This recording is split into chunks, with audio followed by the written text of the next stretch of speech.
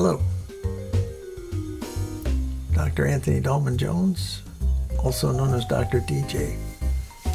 And I want to speak with you about the student teaching or clinical experience in EDU 636. As of 2023, in our relationship with the Wisconsin Department of Public Instruction, we are now required to have a student teaching element in the program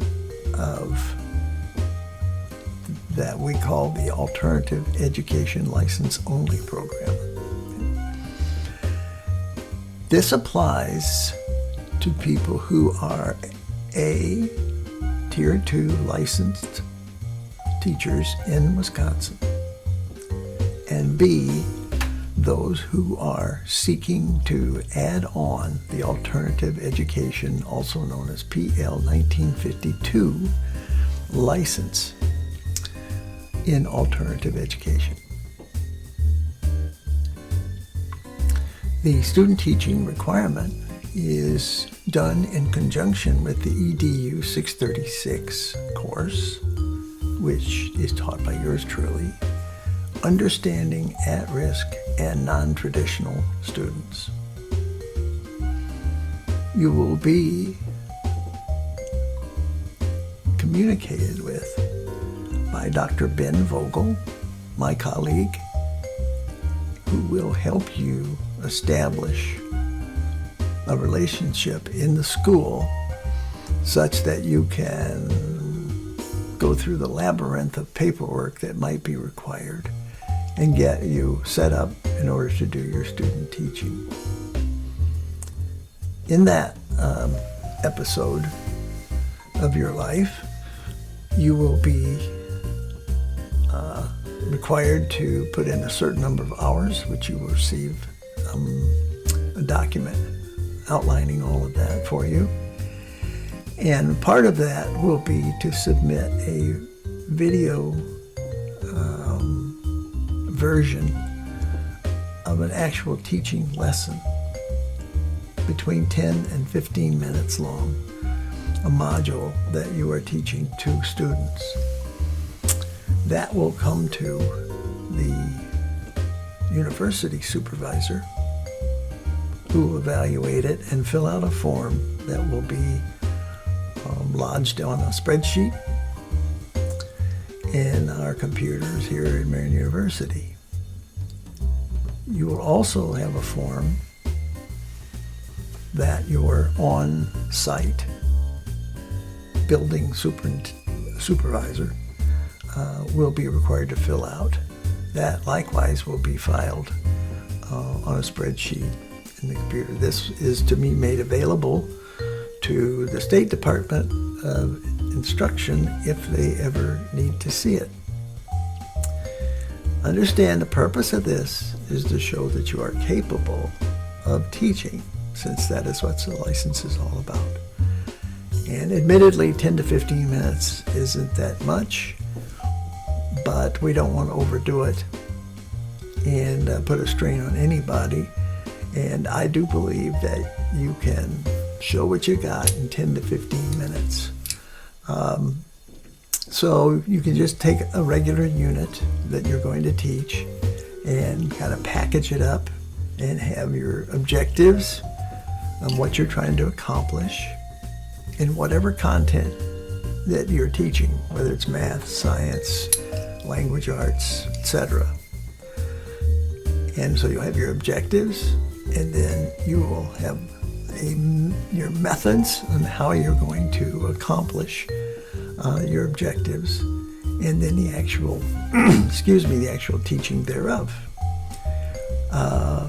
It would be good to include in there the third component, which is assessment. In other words, why are you teaching what you're teaching? How are you going to teach it? And how are you going to know that the students have learned it? And that should take care of the 10 to 15 minute requirement that we will have for you. If you have questions, I'm going to put the emails at the end of this in writing. So you will have Dr. Vogel's email address and you will have mine. And if you have questions about this, you can contact us. But after you watch this, you should wait, and you will be getting an email from Dr. Ben Vogel. So you know that it's not spam, and it has to do with the requirements and how this is going to work. Okay? So welcome to your student teaching experience. Now you'll notice the smile on my face. I'm going to explain something probably that most people wouldn't. How this all came about was that they wanted accountability, that when we granted a certificate to people from, actually this is every university and college inside Wisconsin,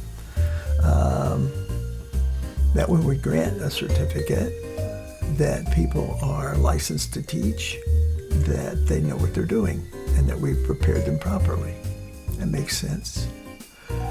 I'm sure that when they first set it up, they were thinking about people who are in undergraduate school that are becoming teachers for the first time.